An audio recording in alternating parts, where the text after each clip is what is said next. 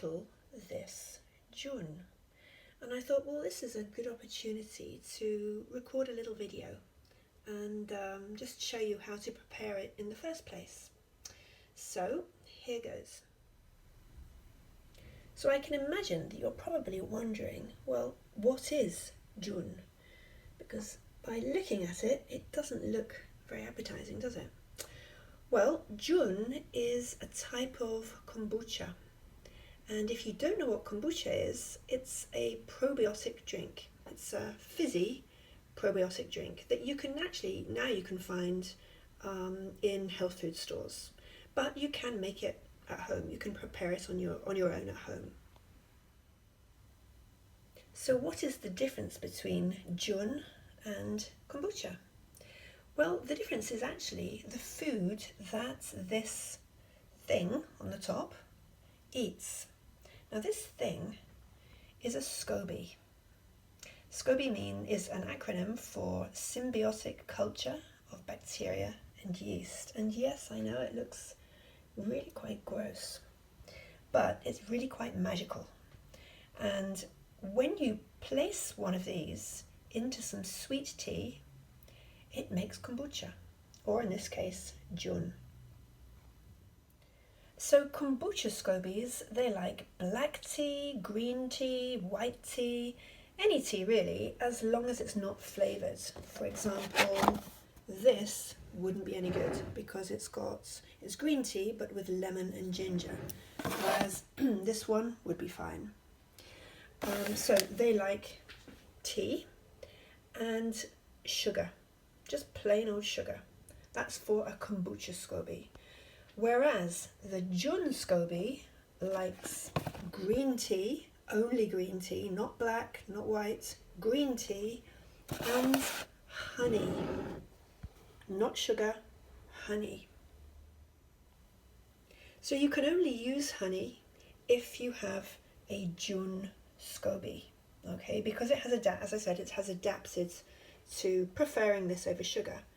Whereas if you have a kombucha SCOBY, the natural bacteria present in honey won't work well with the natural bacteria present in the kombucha SCOBY.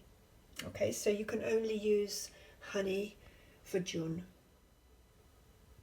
So this Jun has been brewing and fermenting for 10 days now.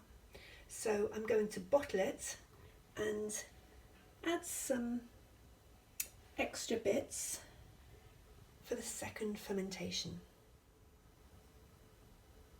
So when it's time to bottle your Jun or your kombucha, you want to have some sweet tea ready to brew your next batch. Okay, so the recipe for this is 1 litre of water. Now I use bottled water.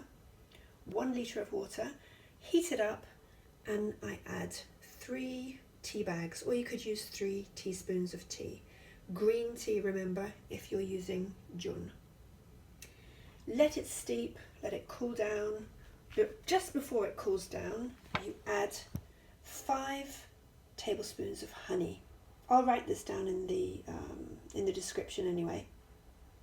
So 3 teaspoons of tea or 3 tea bags, 5 tablespoons of honey, 1 litre of water, and let it cool right down. If you put the SCOBY into hot tea, you will kill it. Okay, so here's the sweet tea, ready to receive the SCOBY.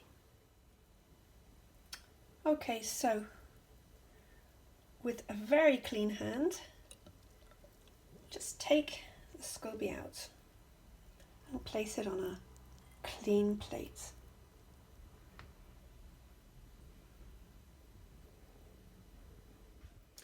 So if we take a closer look, this was the baby, the one that formed on the top of the tea after I added this. This is the mother. And actually there are 2. You see, I have one here and I have one here, which is actually 2 as well. This brown stuff, whilst it looks pretty nasty, it's yeast. There's nothing wrong with that.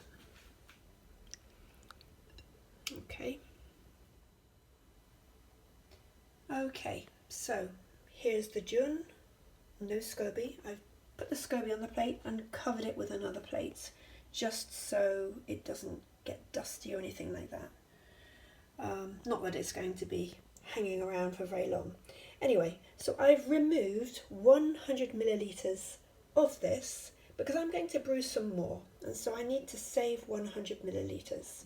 So I'm just going to put that one to one side, and now we are ready to do the second fermentation.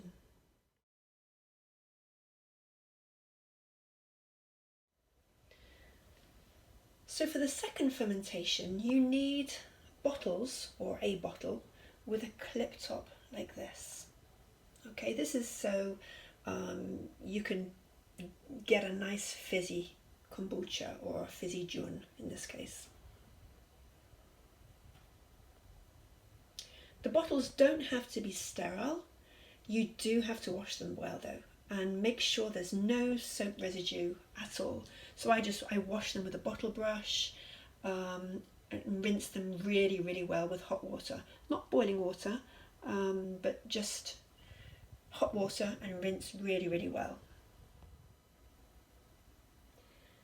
So for the second part, we add some fruit, or whatever you want really, to the bottles with the kombucha or Jun, and let it continue the fermentation process.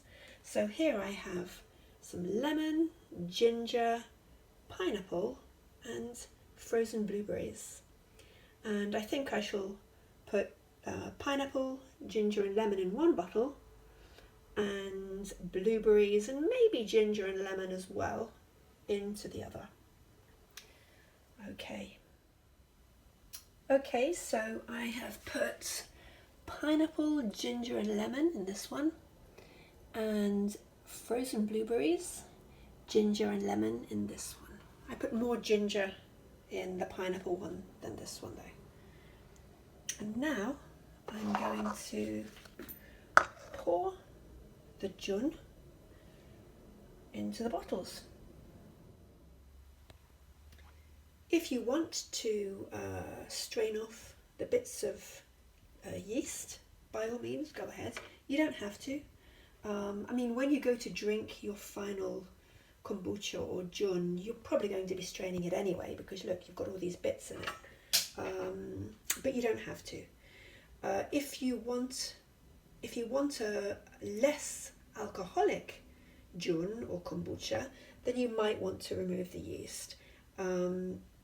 You're not going to end up with a strong alcoholic drink, but the yeast will affect the alcoholic content. So if that is a problem, just strain that off before you do the second fermentation.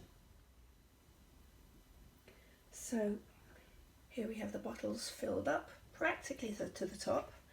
I do this because I like my Jun or kombucha to be fizzy, and the less space you leave in the bottle, the less oxygen, and so the more CO2 build up, and that's exactly what I want.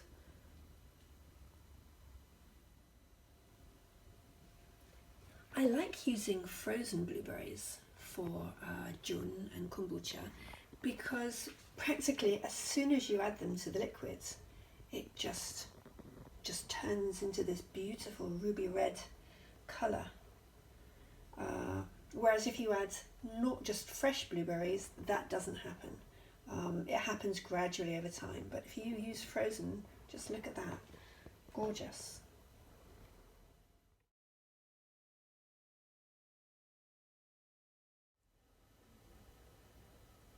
And now I'm ready to make another batch.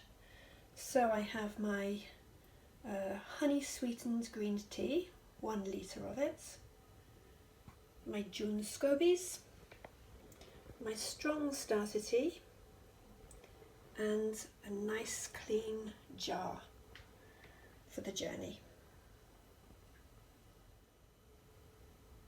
So I actually only need one of these scobies to make a new batch, but because I only really want to make one jar, I only want to make 1 litre, so they're all going in. Probably next time I'll probably make 2 jars, because I'll have 4 scobies, so you know it'll start to be quite a lot. But you only need 1 of these.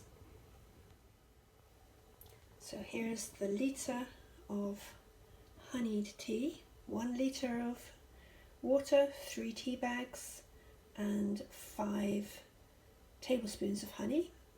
It's cool to the touch, not at all warm. I'm going to add the starter tea.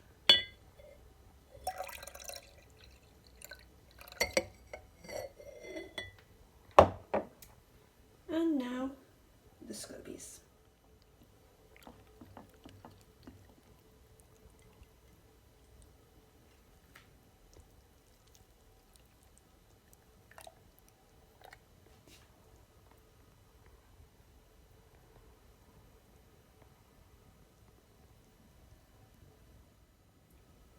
And that's it, it's ready. So now I'm just going to cover the jar with a piece of cloth to keep fruit flies out and dust and whatnot. Now you can see I've put all my scobies in there. Now you would probably just put 1 in, 1 would be quite sufficient. It could float, it might sink, it might hang sideways, it really makes no difference. Just pop it in and leave it. And after a few days you will notice a film forming on the top of the tea. If left undisturbed, it will become thicker and thicker, and that's your new SCOBY. Okay? So now I'm going to pop the jar onto a shelf and leave it undisturbed for a couple of weeks.